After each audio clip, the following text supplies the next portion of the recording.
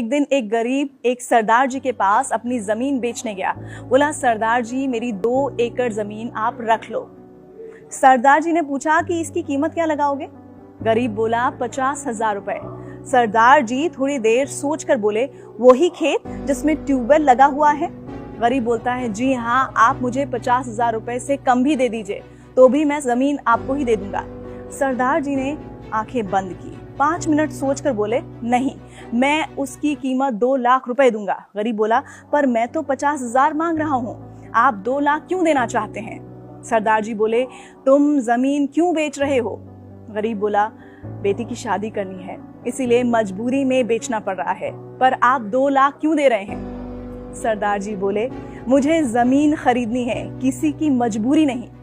अगर आपकी जमीन की कीमत मुझे मालूम है तो मुझे आपकी मजबूरी का फायदा नहीं उठाना।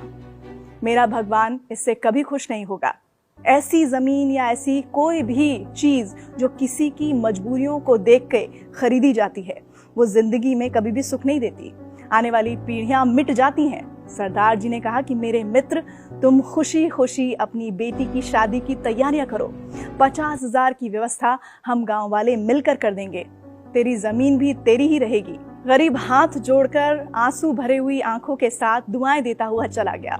इस कहानी से हमें क्या शिक्षा मिलती है? दरअसल इस दुनिया में बहुत से ऐसे लोग हैं जो किसी इंसान की मजबूरी का फायदा उठाते हैं। किसी की मजबूरी का फायदा उठाना गलत ही नहीं बल्कि नैतिकता के विरोध में भी है।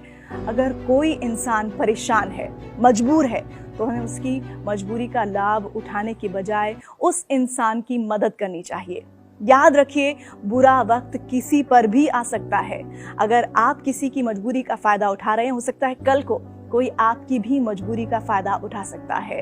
और देखिए, पूरा जो हिसाब किताब है आपके कर्मों का, वो होता तो यहीं पर ही है। आपको हमारी आज की कहानी कैसी लगी, जरूर बताइए।